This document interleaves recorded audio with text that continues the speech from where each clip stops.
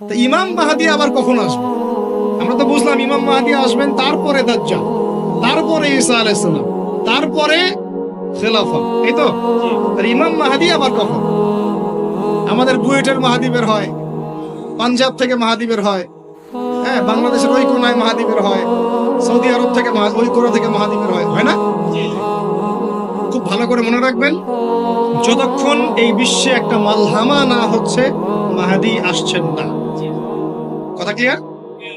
এই বিশ্বে যতক্ষণ একটা মালহামা না হচ্ছে মাহদী আসছেন না। তিনি আসবেন ফাতিমা রাদিয়াল্লাহু আনহার বংশ থেকে। কার বংশ? তার আসল নাম মুহাম্মদ। কি নাম? তার নাক উঁচু, নাক একদম উঁচু, খাড়া, কপাল চওড়া, চেহারার গড়নটা আমাদের নবী সাল্লাল্লাহু আলাইহি ওয়াসাল্লাম।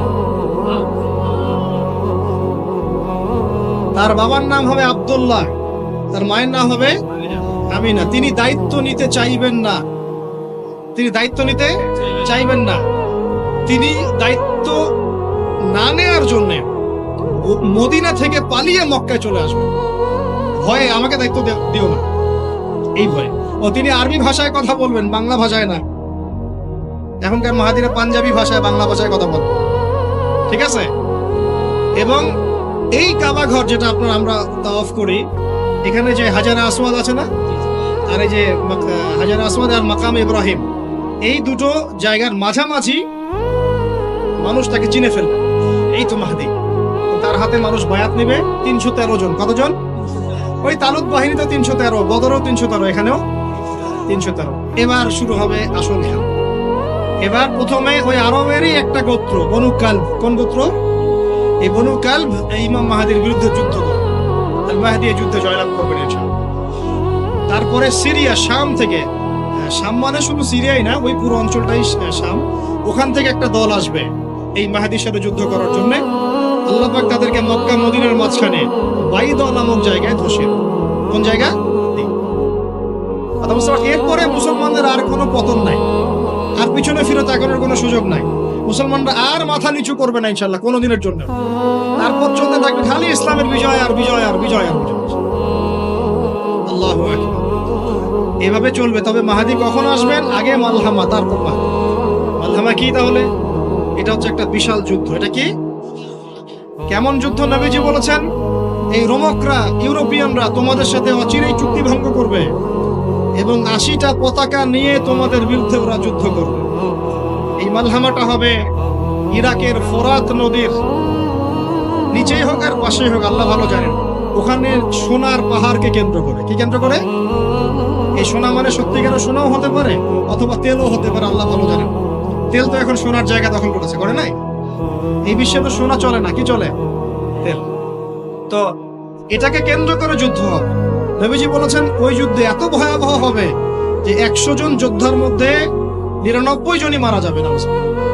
একটু মাথা খাটান যে এমন কোন যুদ্ধ কি হয়েছে পৃথিবীতে যেটাতে 100 জনের মধ্যে 99% মারা গেছে? তার মানে এটা হয়নি এখনো। আর একটা যুদ্ধে এত পার্সেন্ট মানুষ কিভাবে মরতে পারে? যদি সেটা ঢাল তলোয়ারের যুদ্ধ হলে কি মরতে পারে? নিশ্চয়ই এমন কোন অস্ত্র সেখানে প্রয়োগ করা হবে যাতে একাধারে অনেক মানুষ তাড়াতাড়ি মারা যায়। এটা এই অস্ত্র এখনকার যুগের কি অস্ত্র? নিউক্লিয়ার ওয়েপন্স হতে পারে, হতে পারে যদি এই যুগে সেটা হয়। আর যদি আল্লাহ পাক এটাকে আবার পূর্বের অবস্থায় নিয়ে যান, সেটাও হতে পারে, আল্লাহ ভালো জানেন। আমরা এটাকে ইন্টারপ্রিটেশন বলছি, এটা সঠিক হতে পারে, বেঠিক হতে পারে, অ্যাটলিস্ট একটা ধারণা তো পাচ্ছি। তারপর এই ইউফ্রেটিস নদীর এই সোনার পাহাড়কে কেন্দ্র করে এটা হলো না। আল্লাহ নবী আরো বলেছেন সাল্লাল্লাহু আলাইহি ওয়াসাল্লাম, মুসলমানরা, আমাদের কথা বলছে, মুসলমানরা তোমরা যেন সেখানে হাতও না বাড়াও। কোন মুসলমান যেন ওই সোনায় হাতও না বাড়ায়, মানে ওই দিক থেকে আমরা যেন সম্পূর্ণ মুক্ত থাকি। ওরা মারামারি করে শেষ হয়ে যায়, বিশ্বটা হয়তো সংক্ষিপ্ত হয়ে আসতে পারে। যদি এরকম কোনো ম্যাসিভ নিউক্লিয়ার যুদ্ধ হয়ে যায়, যেটার আশঙ্কা অনেকেই করেন, মিলিটারি অ্যাফেয়ার্স যারা করেন তারা করেন, পলিটিক্স যারা করেন তারা করেন, এবং এই জায়নিস্টরা চাচ্ছে, এই জায়নিস্টরা খুব করে চাচ্ছে বিশ্বে এমন একটা যুদ্ধ লাগুক। একবার ইউক্রেন রাশিয়ার ইস্যু তুলে দেয়, একবার সিরিয়ার ইস্যু তুলে দেয়, একবার আফগান ইস্যু তুলে দেয়, একবার ইরাকে ইস্যু তুলে দেয়, একবার প্রথম বিশ্বযুদ্ধ লাগায়, একবার দ্বিতীয়টা লাগায়। ওরা খুব করে চাচ্ছে যেন আরো একটা লাগে। এবার যদি লাগে তাহলে এটা কনভেনশনাল যুদ্ধ হবে না, এটা দেখবেন একটা নিউক্লিয়ার যুদ্ধ হয়ে গেছে। সেটা হয়ে গেলে ওয়ার্ল্ডের আয়তন আর এমন থাকবে কিনা আল্লাহ ভালো জানে। এগুলো ভাবতে হবে, আমাদের করণীয় ফিক্স করতে হবে। আর আমরা কি করছি বললাম, ওই যে নেইমার দিকে ফুটবল খেলছি। আমরা কি করছি, আমরা মাশাআল্লাহ তেল বিক্রি করছি ওদের কাছে, আমরা ওদের কাছ থেকে পেট্রো ডলার চুক্তি করেছি, ওদের সাথে বন্ধুত্ব করার চেষ্টা করছি। আর আল্লাহ পাক কোরআনে বলেছেন লা তাত্তাখিযুল ইয়াহুদা ওয়ান নাসারা আউলিয়া, ওই আয়াতটা থাক, ওটা খালি তেলাওয়াতের জন্য, আমল করার জন্য না। আমার কথা কি বুঝতে পারছেন? ওলামায়ে কেরাম তো নিশ্চয়ই বুঝতে পারছেন। তো এখন আমি যে বললাম যে সুদভিত্তিক অর্থনীতির সাথে আমরা যেন সম্পৃক্ত না হই, হারাম না খাই, ঘুষ না খাই, বা হারাম রিজিকে না যাই, তাহলে ইবাদত কবুল হবে না। আদতে আমরা সবাই কোনো না কোনো ভাবে সুদ খাচ্ছি, কারণ পুরো সিস্টেমটাই সুদভিত্তিক। এখন এখান থেকে আমাদের উদ্ধারের পথ কি? একটা আয়াত আমি বলতে চাই, যেটাতে আপনি আশ্বস্ত হবেন কিছুটা। আল্লাহ পাক বলেছেন সূরা তালাকের মধ্যে যে ফাত্তাকুল্লাহা মাস্তাতা'তুম, ফাত্তাকুল্লাহা মাস্তাতা'তুম, তোমরা সাধ্যমতো আল্লাহকে ভয় করো। মানে ইচ্ছা করে আপনি সুদের সাথে সম্পৃক্ত হবেন না, অনিচ্ছাকৃত যদি লেগে যায় গায়ে ছিটা ফোটা, আল্লাহ মাফ করে দিবেন ইনশাআল্লাহ। তাহলে ভাই আমরা যে মুসলিম পরিবারে জন্ম নিয়েছি, শুকরিয়া আদায় করতে হবে কিনা? তাহলে নামাজ পড়বো কিনা, রোজা রাখবো কিনা, পর্দা করবো কিনা, আমাদের পরিবারকে পর্দা রাখবো কিনা, বাচ্চাদেরকে আমরা কোরআন সুন্নাহ শেখাবো কিনা, আমরা নফল ইবাদত বাড়াবো কিনা, যাকাত দিব কিনা। বাংলাদেশে কিচ্ছু লাগবে না, কোনো বৈদেশিক ঋণেরও দরকার নাই, শুধু আপনারা যাকাত দেওয়া শুরু করেন। আমাদের স্যার আছে এখানে, উনি এই কথাগুলো আর উঁচু লেভেল পর্যন্ত পৌঁছাতে পারবেন, আমরা তো সব জায়গায় পৌঁছাতে পারবো না। কোনো বৈদেশিক ঋণের দরকার হবে না যদি আমি যাকাত দেওয়া শুরু করি। যাকাতে খাত কয়টা? 8টা। কয়টা? 8টা। খাতগুলো খুঁজে খুঁজে বের করেন, মুফতি সাহেবদের সাথে পরামর্শ করেন, দেখেন শুধু যাকাতের টাকা দিয়েই দেখবেন দারিদ্রতা দূর হয়ে গেছে ইনশাআল্লাহ। এটা প্রমাণিত অর্থনীতি, এটা কোনো কাল্পনিক অর্থনীতি নয়।